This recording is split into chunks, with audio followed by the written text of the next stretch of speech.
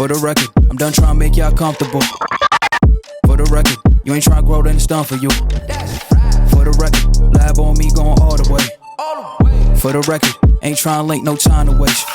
For the record, for the record, for the record, for the record, for the record, for the record. Hey, welcome people. It's Don't Sleep on the Couch podcast. I'm your boy, Mr. Prez, aka Sergeant Raider, and I think are you ready, man?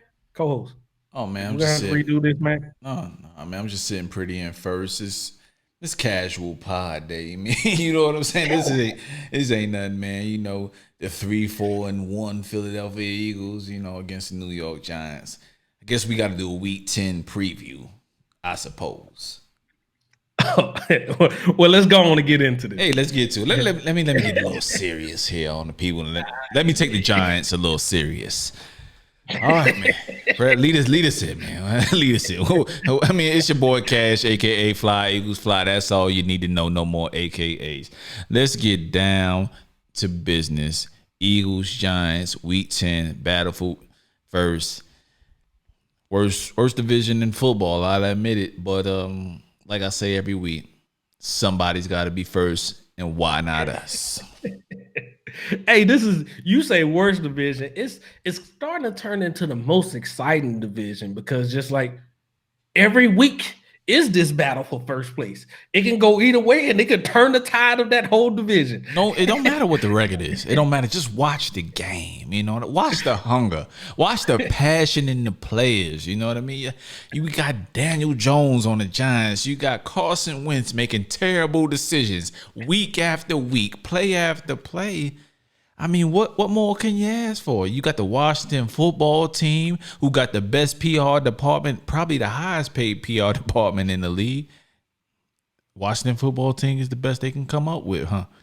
And then we got that other team in Texas. I don't really want to discuss them. Texas? Texas moved to y'all? No, the team in Texas. They got a little star on their helmet.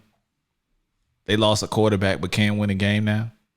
Oh, they still a team? Yeah, you know. I thought they like the same shit. The same shit that the Eagles get. I thought they was bringing up Ohio State or something to replace them. I don't know, man. Like I just forget about that other team, man.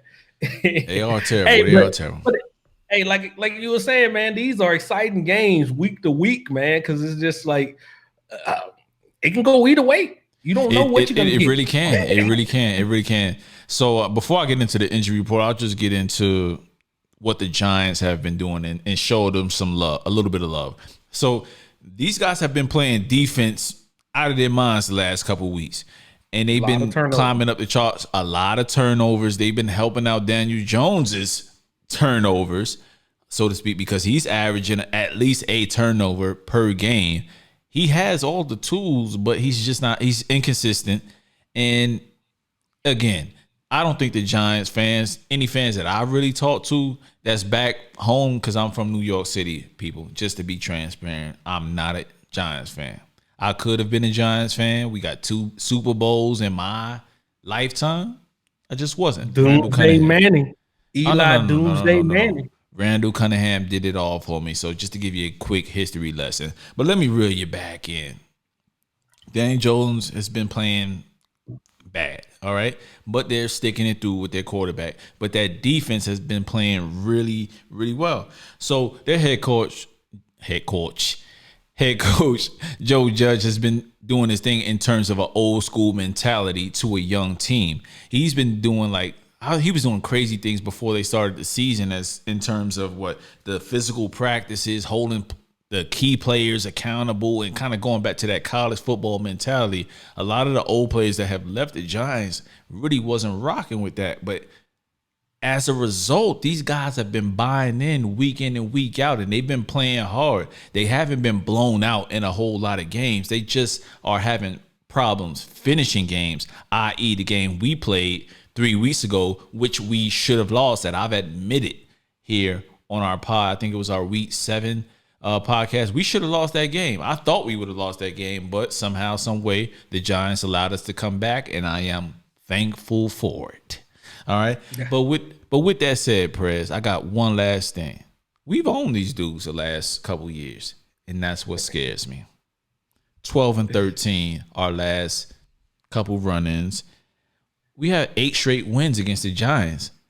By all accountability, Prez, I should be fully hyped and have all the confidence in the world that we will go to New York City and walk away with this game. But the reality, Eagles fan in me just doesn't. I just don't, man. Yeah, man, because I mean they've been missing Saquon. That's their best weapon. We sitting here have to talk about Daniel Jones, and all I know is like it's going to be defined for his whole career is like him not finishing the race. I mean, he get out there, break it all the way through, nobody out there to touch him, and he just falls down. He just falls short of what the goal is. That's what it seems like is going on, and that's to y'all benefit. It seems like it is. This is going to be something that's I feel like it's the sticking point, and y'all quarterback ain't been doing too much to help y'all out against good defenses. I'll get to Carson in a minute, but just let me quickly go through the injury report real quick. So I've been talking about our injuries ad nauseum week in and week out. We've been probably one of the most unhealthiest teams the last 2 years in a row. So we're getting back Lane Johnson, Fletcher Cox. We're getting back Malik Jackson, Alshon Jeffrey, Cravon LeBlanc, Jason Peters, and Miles Sanders.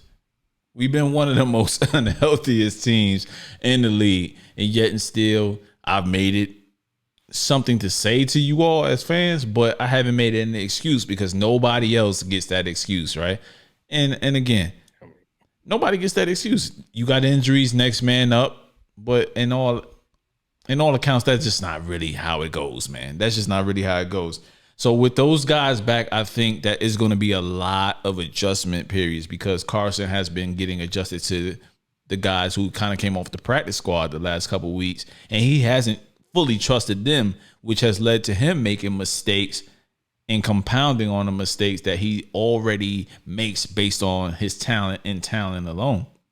So we know he can throw the football. We know he can do things that are like, okay, that's why they paid him that money. But he also does things to where you like, come on, bro. What are you doing? So to that I say, man, we're the healthiest we've been. So if we run the ball and take it out of Carson Wentz's hands, if that's the game plan, we win this game going away. Okay. So your main road to victory is keep it out of your star quarterback hand. That's what you're saying. No.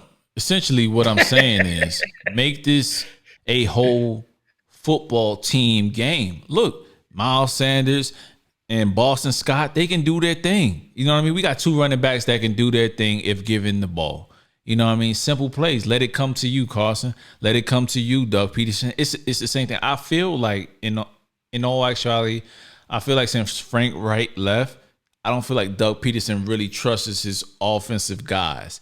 So he's allowing Carson Wentz to experiment a little bit, but at the same time, it's not the time for that because we don't have the playmakers to experiment to make up for what he does. You know what I mean? Which is throwing across his body, making terrible decisions. They're still, like I said last week, they're giving him one read options. You know what they do? You know who they do that to? First, second year quarterbacks, not guys like Carson Wentz, man. So, I mean, I really want him to just look, pay attention that you got other guys on your team that can actually ball, and you got guys back that are healthy. Just take what's in front of you. Hey, I totally agree. You got anything else to say about the Giants or like what do you? I mean, I'm not worried about the Giants at all, man. To be honest with you, I'm not worried about anything that the Giants do. I'm just worried about them being opportune with their turnovers and Carson Wentz being turnover prone. That's it. Okay. Other than that, you're saying it's a secured victory. It should be a secured victory if we play the only people who can mess y'all up is yourselves. Yeah, that's the only people who can mess y'all up is yourselves. Here's the thing, man. What we got to do is we got to convert on 3rd and long. We seem to be in 3rd and long a lot this season. We have to convert on those things. We also, like I mentioned ad nauseum, Carson's decision making. It has to improve. Hopefully over the bye week that was discussed. These guys kept it real with each other in terms of Doug and Carson. Like, hey man, you really not making the right decisions out here. Take what's in front of you. See what's on the field. Throw it away. Take the sack even if you have to. But just don't throw it to the other team or just hold on to it too long. The Eagles front seven. The Eagles front seven dominated the last time we played the Giants, and I think they will dominate again. Although I will give the Giants some credit. That offensive line has began to help Jones a little bit, but I still think they haven't improved to the point where our front seven isn't going to dominate again. So we have to get turnovers, preferably on their side of the field. You know what I mean? And then last but not least, Doug Carson, please. I pray, Eagles fans, that you have simplified this offense. I was talking shit about you in the Raiders segment. Just run the football. Take it out our hands. Take it out his hands. Run the football first. When we were on the road to that championship, that's what changed our trajectory. We ran it first, and then after that, everything came from there because Carson had a clean pocket, and the play action was actually rolling to his throwing side and not to the opposite side. That's another thing in terms of play calling, but I'm going to throw that on Doug Peterson for now. But those are some of my few key takeaways. Keep it KISS method. Keep it simple, stupid. Okay. That's it, man. And there you have it, man. Obviously, the keys to victory is finally moving Carson Wentz out and getting Jalen Hurts in, and somebody who can actually game manage. I kid. Hey, he gave y'all a good spiel on what needs to happen for the Philadelphia Eagles to not mess over themselves and actually win this game against the Giants. You got anything else, Cash? But yeah, man, I just want to give a quick shout out to my Philadelphia faithful, my boy Tuck. He sticks with me week in and week out. He's the reality guy that I go to every time. I'm like, what the hell are these Eagles doing? He's like, we're just not that good. Sometimes I need that. Sometimes I need that simple approach. Yeah, man. So shout out to you, man. Also shout out to our Patreon supporter and our homie Bird, man. Yo, I know you sticking with us through this, man, and hopefully we traject in a pattern to where Carson Wentz stops making mistakes. So hopefully we do that, man. But yeah, shout out to those two guys, man. And with that, all I think is need to be said is, oh yeah, we up out of here, baby. Fly Eagles fly. Week 10 victory, 4-1. We gonna get there. 9 wins. We gonna get in the playoffs, man. I'm telling y'all. I'm being realistic here. All right, man. But yo, thanks for listening, y'all. Keep coming back week in and week out. We appreciate y'all. Peace.